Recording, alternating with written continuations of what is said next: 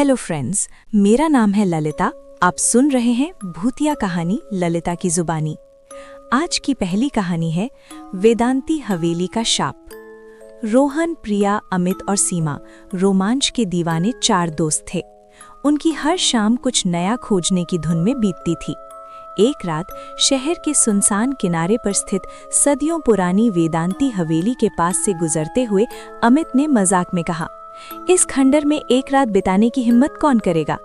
ये हवेली दशकों से वीरान थी, जिसके बारे में अनगिनत डरावनी कहानियां प्रचलित थीं। स्थानीय लोग फुसफुसाते थे कि वेदांती परिवार एक रात रहस्यमय तरीके से गायब हो गया था और तब से एक भयावह छाया हवेली पर मंडराती रहती है। शुरुआत में दोस्तों ने इसे हंसी में उड़ाया, लेकिन धीरे धीरे चुनौती गंभीर होने लगी। समझदार प्रिया ने तुरंत चेतावनी दी, तुम सब पागल हो गए हो क्या? सुना है वहां बुरी आत्माओं का डेरा है। लेकिन निडर रोहन ने इन बातों को मनगढ़ंत बताया। उसने कहा, ये सब वहम है, हम बस एक रात वहां रुकेंगे और साबित कर देंगे कि डर सिर्फ हमारे मन में होता है। सीमा ने भी रोहन का साथ दिया और अंततः अगली पूर्णिमा की रात हवेली में जाने का फैसला हो गया। उन्होंने टॉर्च, स्नैक्स और एक पुराना कैमरा फोन पैक किया ताकि इस बहादुरी को रिकॉर्ड कर सके। निश्चित रात को चांदनी की हल्की रोशनी में वे वेदांती हवेली के जंग लगे लोहे की गेट पर पहुंचे। गेट टूटा हुआ था और मुख्य दरवाजा आधा खुला था, मानो कोई अदृश्य शक्ति उनका इंतजार कर रही हो। जंगली पेड़ों से घिरी हवेली की विशाल आकृति एक प्रेतवाधित साय की तरह लग रही थी। हवा में एक अजीब सी ठंडक थी, जबकि वो गर्मी की रात थी। अंदर कदम रखते ही धूल और सीलन की तीखी गंध ने उनका स्वागत किया। टॉर्च की रोशनी में हवेली का हर कोना और भी भयानक लग रहा था। शुरुआती कुछ घंटे हंसी मजाक में निकल गए। वे हवेली के विशाल हॉल में पुरानी धूल से ढकी तस्वीरों और फर्नीचर के बीच बैठे थे। रोहन ने अपने फोन पर डरावने गाने बजाए और सब हंस रहे थे। तभी अमित को अपने कान के पास हल्की फुसफुसाहट महसूस हुई, लेकिन उसने इसे महज वहम मान लिया। प्रिया ने अचानक तापमान में गिरावट महसूस की और उसकी पीठ पर एक अजीब सी सिहरन दौड़ गई। उसने सोचा कि ये सिर्फ डर का असर है। वे एक दूसरे को डराने से बच रहे थे, पर माहौल धीरे धीरे तनावपूर्ण होता जा रहा था। जैसे जैसे रात गहरे अंधेरे में डूबती गई, हवेली का सन्नाटा और भी भारी होता चला गया। उनकी टॉर्च की रोशनी दीवारों पर भयानक परछाइयां बना रही थी। तभी ऊपर की मंजिल से कदमों की धीमी भारी आवाज सुनाई दी। उन्होंने सोचा शायद कोई जानवर होगा, पर आवाजें नियमित थीं, जैसे कोई इंसान धीरे धीरे चल रहा हो। रोहन ने हिम्मत दिखाते हुए कहा, चलो देखते हैं कौन है। उनके दिल तेजी से धड़क रहे थे। वे चारों सावधानी से सीढ़ियों की ओर बढ़े। हर कदम के साथ उन्हें एक अदृश्य निगाह महसूस हो रही थी, जैसे कोई उन्हें घूर रहा हो। ऊपर की मंजिल पर कई बंद कमरे थे, लेकिन एक खुला था जिससे हल्की रोशनी आ रही थी। अंदर जाकर उन्होंने देखा कि ये एक बच्चों का कमरा था। पुरानी लकड़ी की गुड़िया, एक टूटी पालना और दीवार पर धुंधले चित्र। अचानक एक गुड़िया का सिर अपनी जगह से हिलकर जमीन पर गिर पड़ा, जिससे एक अजीब आवाज निकली। प्रिया चीख पड़ी। अमित ने उसे उठाने की कोशिश की, पर छूते ही उसे गुड़िया बर्फ सी ठंडी लगी। एक पल को उसे गुड़िया की खाली आंखों में कुछ भयानक दिखाई दिया, जिसने उसकी आत्मा तक को कंपा दिया। उस भयानक घटना के बाद उनके चेहरे पीले पड़ चुके थे। वे तेजी से कमरे से बाहर भागे और वापस हॉल में आ गए। लेकिन जब उन्होंने गिनती की तो प्रिया गायब थी। प्रिया कहाँ है?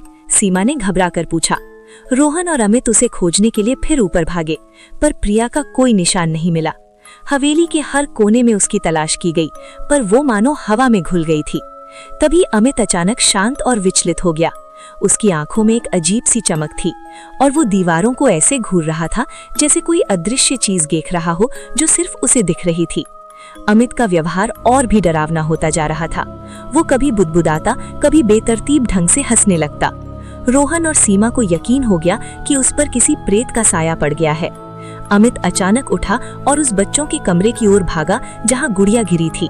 रोहन और सीमा ने उसे रोकने की कोशिश की, पर उसमें अचानक एक अजीब सी ताकत आ गई थी। उसकी आवाज बदल चुकी थी।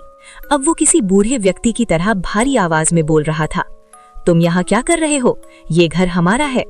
रोहन और सीमा डर के मारे कांप उठे। वे एक भयानक जाल में फंस चुके थे। अमित की आंखों में अब कोई पहचान नहीं थी। वे गहरी और खाली लग रही थीं। रोहन और सीमा ने आतंकित होकर एक दूसरे को देखा। उन्होंने फैसला कर लिया कि किसी भी कीमत पर यहाँ से निकलना होगा। वे अमित को वहीं छोड़कर बाहर की ओर भागे। हवेली से बाहर निकलने का रास्ता ढूंढते हुए उन्हें लगा जैसे पीछे से उन्हें कोई बुला रहा हो, कभी प्रिया की आवाज में, कभी अमित की आवाज में। ये आवाज इतनी भयावह थी और दर्दनाक थी कि उनके रोंगटे खड़े हो गए। किसी तरह वे मुख्य दरवाजे तक पहुंचे और बिना पीछे मुड़े हवेली से बाहर भाग निकले। वे शहर की सड़कों पर तब तक भागते रहे जब तक कि वो पूरी तरह से थक नहीं गए और खुद को सुरक्षित महसूस नहीं करने लगे। जब उन्होंने पुलिस को अब बीती सुनाई तो हवेली की गहन जांच की गई, पर प्रिया या अमित का कोई निशान नहीं मिला। हवेली वैसी ही वीरान थी जैसे हमेशा से थी। रोहन और सीमा उस रात के खौफ को कभी भूल नहीं पाए। उन्हें आज भी कभी कभी रात में प्रिया की आवाज सुनाई देती है और अमित की खाली बेजान आंखों की छवि उनके मन से नहीं निकलती। वेदांती हवेली आज भी वहीं खड़ी है, अपने गहरे रहस्यों को छिपाए हुए, इंतजार कर रही नई निडर व्यक्ति का। वे जानते हैं कि कुछ डरावनी कहानियां सच होती हैं और उन्होंने स्वयं इसका अनुभव किया था। अब बढ़ते हैं आज की दूसरी कहानी की ओर। कहानी का नाम है खाली आंखों वाली गुड़िया। रोहन, एक युवा वास्तु सलाहकार, शहर के बाहरी छोर पर स्थित एक जीर्ण शीर्ण हवेली का मूल्यांकन करने निकला था। ये हवेली दशकों से लावारिस पड़ी थी, जिसकी पुरानी दीवारें न जाने कितने अनकहे राज समेटे हुए थीं। सांझ ढलने लगी थी जब वो वहां पहुंचा। हवेली का मुख्य द्वार जंग से इतना चिपक चुका था कि उसे खोलने में रोहन को काफी मशक्कत करनी पड़ी। जैसे ही उसने दहलीज पार की, एक अजीबोगरीब हड्डियों तक जमा देने वाली ठंडक ने उसे घेर लिया, मानो समय और हवा दोनों वहीं ठहर गए हों। हवा में मिट्टी और सड़ती लकड़ी की एक अजीबोगरीब गंध फैली हुई थी, जो मन में एक अनजानी बेचैनी पैदा कर रही थी। रोहन ने अपनी टॉर्च जलाई, जिसकी मध्यम रोशनी में धूल से जमी फर्श और मकड़ी के जालों से लदी दीवारें उभरी। हवेली के हर कोने से एक डरावनी खामोशी झांक रही थी, जो किसी सामान्य वीरान जगह की चुप्पी से कहीं ज्यादा गहरी थी। उसे हर परछाई में कोई छिपा हुआ सा महसूस हुआ, जैसे हवेली की हर ईंट उसे घूर रही हो। अपनी रिपोर्ट तैयार करने के लिए उसने कमरों की माप लेना और संरचनात्मक कमियों को नोट करना शुरू किया। वो खुद को बार बार समझा रहा था कि ये सब सिर्फ उसके मन का भ्रम है। एक पुरानी परित्यक्त जगह का माहौल अक्सर ऐसा ही होता है। एक विशाल हॉल में पहुंचने पर, जहां कभी भव्य उत्सव मनाए जाते होंगे, अब केवल टूटे हुए फर्नीचर के अवशेष और एक कब्र जैसी शांति थी। तभी उसने एक दूर के कमरे से एक धीमी सरसराहट वाली आवाज सुनी। पहले तो उसने इसे हवा का झोंका या किसी जानवर की आहट समझा, पर आवाज में कुछ ऐसा था कि उसके कान खड़े हो गए। कुछ क्षणों बाद एक दरवाजा धीरे धीरे अपने आप खुला, जिसकी पुरानी कब्जियां एक चीख जैसी आवाज कर उठी। रोहन ने तुरंत तर्क दिया कि ये सिर्फ ढीले कब्जों का नतीजा हो सकता है, लेकिन उसके मन में अब एक ठोस घबराहट ने जगह ले ली थी। सूरज पूरी तरह से डूब चुका था और हवेली में अंधेरा और भी घना होता जा रहा था। रोहन ने अपनी टॉर्च को मजबूती से पकड़ा, लेकिन बिजली की लाइनें पूरी तरह से बेकार थीं। अचानक उसकी टॉर्च की रोशनी टिमटिमाने लगी, मानो कोई अदृश्य शक्ति उसे रोक रही हो। ठीक उसी पल उसे एक बच्चे के रोने जैसी धीमी अस्पष्ट आवाज सुनाई दी, जो कहीं पास के ही एक कमरे से आ रही थी। आवाज इतनी करुणा भरी और दर्दनाक थी कि रोहन का दिल एक पल के लिए रुक गया। उसने फिर से खुद को समझाने की कोशिश की कि ये उसकी कल्पना या पुरानी पाइपों में फंसी हवा की आवाज हो सकती है, लेकिन आवाज लगातार आ रही थी, अब पहले से ज्यादा स्पष्ट और नजदीक। रोहन के सभी तर्क अब धराशाही हो चुके थे। एक अजीबोगरीब जिज्ञासा और तीव्र भय के मिश्रण ने उसे उस कमरे की ओर खींचना शुरू कर दिया। वो धीरे धीरे गलियारे से गुजरा, हर कदम पर उसकी धड़कन तेज होती जा रही थी। आखिरकार वो उसी दरवाजे पर पहुंचा जो पहले अपने आप खुला था। भीतर जाकर उसने देखा कि कमरा खाली था, बस धूल की मोटी परत और कुछ टूटे हुए खिलौनों के टुकड़े बिखरे पड़े थे। कमरे की ठीक बीच में एक पुरानी टूटी हुई लकड़ी की गुड़िया पड़ी थी, जिसकी एक आंख पूरी तरह से गायब थी। रोहन ने उसे देखा और अचानक हवा में एक असहनीय ठंडक घुल गई, जो उसकी हड्डियों तक चुभ रही थी। उसने हाथ बढ़ाकर उस गुड़िया को छूने की कोशिश की, लेकिन जैसे ही उसकी उंगलियां गुड़िया के करीब आईं, गुड़िया धीरे से अपनी जगह से खिसक गई, मानो किसी अदृश्य हाथ ने उसे धकेल दिया हो। रोहन की सांसें अटक गईं। ये स्पष्ट रूप से ना तो हवा का झोंका था और ना ही किसी जानवर का काम था। एक क्षण के लिए रोहन वहीं पत्थर की मूर्ति की तरह खड़ा रहा। उसका दिमाग इस घटना को मानने से इनकार कर रहा था, लेकिन उसकी आंखों ने जो देखा था वो वास्तविक और भयानक था।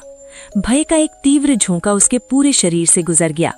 उसने तेजी से मुड़कर कमरे से बाहर निकलने की कोशिश की।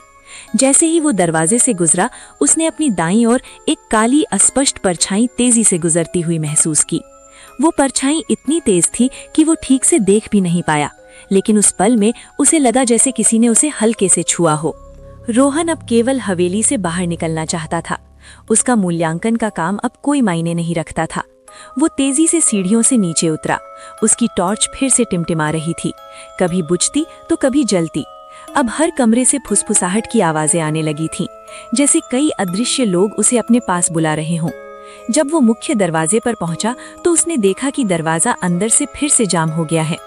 उसने अपनी पूरी ताकत से उसे धक्का देना शुरू किया, लेकिन दरवाजा टस से मस नहीं हुआ। तभी उसने अपने पीछे एक ठंडी सांस महसूस की। जब वो मुड़ा तो उसने देखा कि एक छोटी धुंधली आकृति उसके ठीक पीछे खड़ी थी। ये एक छोटी बच्ची की आकृति थी, जिसके कपड़े मैले थे और आंखें पूरी तरह से खाली थीं, मानो उनमें कोई भावना ही ना हो, बस एक भयावह शून्य। उसके चेहरे पर एक उदास और डरावनी मुस्कान थी। रोहन की चीख उसके गले में ही अटक गई। उसकी हिम्मत टूट गई और शरीर में जैसे जान ही न रही हो। बच्ची ने धीरे से अपना हाथ उसकी ओर बढ़ाया। रोहन को लगा जैसे वो इस दुनिया में अकेला नहीं है और ये बच्ची उसे अपनी काली दुनिया में खींचना चाहती है। उसने अपनी पूरी ताकत लगाई और एक आखिरी बार दरवाजे को धक्का दिया। इस बार दरवाजा एक जोरदार चीख जैसी आवाज के साथ खुला। रोहन बिना एक पल भी रुके पूरी रफ्तार से अंधेरी रात में बाहर भागा। उसने पीछे मुड़कर नहीं देखा, बस भागा चला गया, जब तक कि वो हवेली की सीमाओं से बहुत दूर नहीं आ गया।